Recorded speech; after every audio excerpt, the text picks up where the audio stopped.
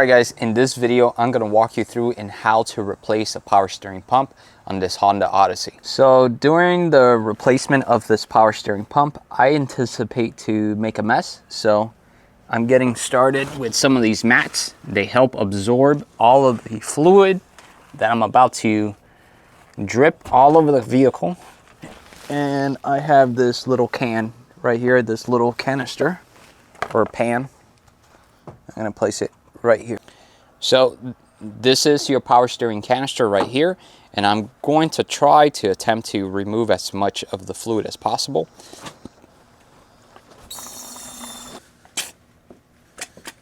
So now that I have the canister as empty as I could physically get it, I'm going to go ahead and remove this hose, and it's attached right to the top of the power steering pump, and I'm going to use a set of pliers. Just clamp it, squeeze it, and you're going to twist off. So here we go. Here comes the mess. So I'm going to try to remove as much of this fluid as possible out of here. Okay, so now we're going to remove this belt right here, and we have to, of course, because it's attached to the power steering pump. So I am using a 14 mil ratchet wrench, and is really long. So I'm going to use this to remove the tension off the tensioner, and I'm just going to, let's adjust this the right way.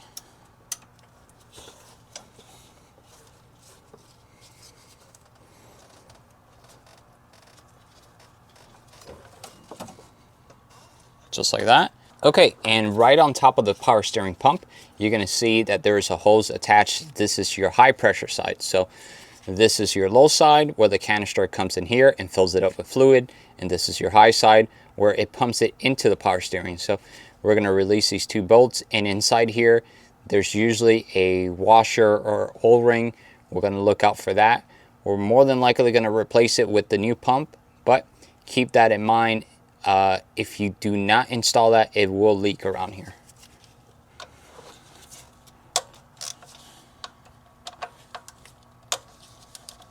Now I'm just wiggling back and forth, and there we go. So it looks like in this model we have an O-ring, so you can see this is the part that it seals.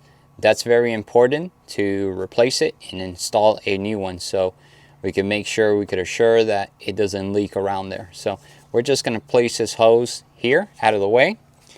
And now it's going to be as simple as removing this pump out of here. All right guys, so we have the power steering pump here, and you're going to be removing this bolt right here and this other one here on this side. There is another bracket down below, but I did not find a bolt on there. So you're going to be doing one from each side, so the one in the rear and the one in the front, and that's pretty much it. And you could remove the power steering pump. So now I'm using a 12 millimeter for the bolts, and I'm just going to break them all loose.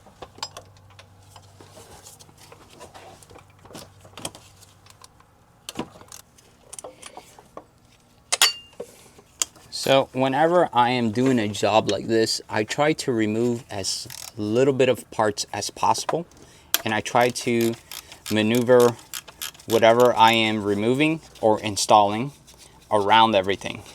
But right now I simply have no choice. I am having to remove this actuator right here so I can remove the power steering pump. So if I had it my way, I would just massage it out, but I have no choice. So you're going to find yourself having to remove this. Okay, take your time whenever you're doing a job like this to make sure nothing gets broken and everything goes back exactly how you found it. Okay, so I have created enough space now. This is plastic right here, and you do not want to mess with it. You don't want to bump it. So once you remove it, just leave it in place and try not to hit anything on the way out. So that's exactly what I'm going to do.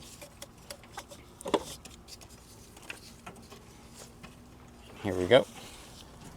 And we have the power steering pump right here. Okay, so the reason I'm replacing the power steering pump, the pump itself is still working well, but it is starting to leak around its seals, and it's starting to gush power steering fluid everywhere. So this is still a good pump. It would benefit from like a resealing kit. If I could find one online, a good one, I'll rebuild this one and have this as a backup, but there's nothing wrong with this pump. So I'm only replacing it because of that, because it's just starting to leak power steering fluid all over the place. So keep that in mind. You can rebuild these, and you can just replace whatever's leaking. So this is the part of the video, if you watch me before, where I always say, okay, so you have the new part and the old one, you compare them. So that's exactly what I'm going to do here. I'm going to compare the part, the new one, and the old one to make sure everything looks the same. We have the upper mounting hose bracket, or whatever you want to call it. We have the nozzle here where it goes from the reservoir in, and everything looks the same. The mounting points are the same. The pulley looks the same. Got to make sure that it's the same width. And even the grooves, this has happened to me. I'm mentioning it because it has happened to me. Make sure you double check and make sure you have the proper amount of grooves when it comes to the pulleys. Sometimes someone can mess up and send you the wrong one, or they could install the wrong one from the factory. So make sure you have the right part before you install it. Okay, so now it's time to place the pump back in. And you simply do exactly that. You just place it back in, and you start to bolt everything back up.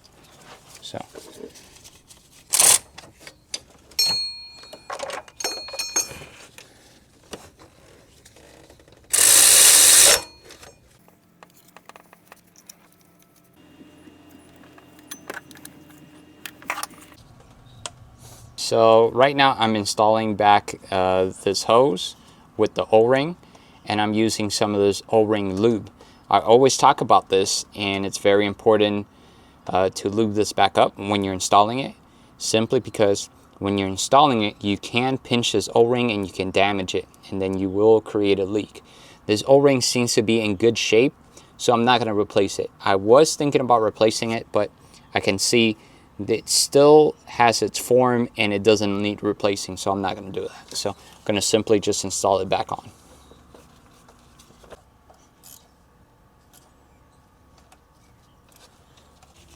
Okay, so now it is simply time to install the belt.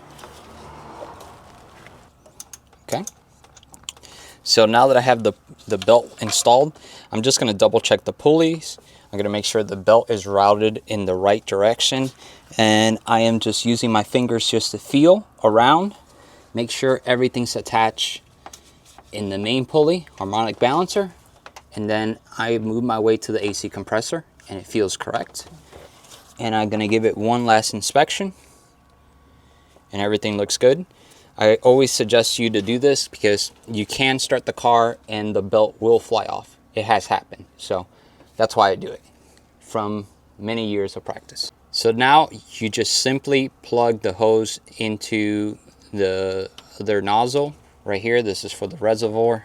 You plug this hose back in, you put the clamp on, and back in my prime, I used to be able to put this clamp on, without a set of pliers. Look at that, still could do it. Okay guys, so it is time to install some new fluid in, and you can see I'm holding the genuine Honda power steering fluid. I would always recommend you to do this. I would always recommend you to use what the manufacturer specifies to use. So that's what I do with all my vehicles. Can you get away with the other stuff? Absolutely. Yes, you can. But should you get away with the other stuff? Well, that's up to you to decide. I always use what the manufacturer recommends, and it keeps me from getting into trouble that way, because I have had situations in the past where some fluids are not compatible with certain pumps and with certain components in the vehicle, and I have to flush it all out and install the correct one. So if you guys own a BMW or have worked on a BMW, this happens with the oil. You have to use Mobile 1. So I am using what the manufacturer recommends here, and I'm installing genuine Honda power steering fluid. And if you need to pick some of this up, I will have a link in the description. All right guys, so we have replaced the pump and now it's time to start the vehicle. I have it filled up with fluid, but I'm gonna say this to you guys if this is the first time you ever done a power steering pump. In the beginning, you will have air and the pump will make some noise.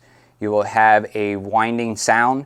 You will see air bubbles come up to the top of the reservoir. This is normal. Let your car idle, turn the steering wheel all the way to the left and then turn it all the way to the right. Let it idle for a little bit more and then simply just shut it off. All the air bubbles are gonna make their way to the top of the reservoir. They will eventually just pop. So you will continue this process until there is no more sound and there is no more bubbles coming out. So you will notice an extreme amount of bubbles when you do this. Depending on what vehicle you're working on, it might take a little bit longer than others. So have patience with this. It doesn't necessarily mean that the pump is bad or you did something wrong. It just means that you need to bleed the power steering system. Okay, that wasn't too bad.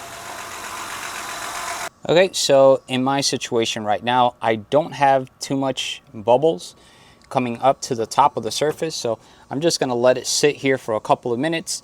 I'm gonna recheck the fluid and top it off. So you should be doing the same thing. You should let it idle, observe, and refill as you need. All right guys, so that is it. We're done. We replaced the power steering pump.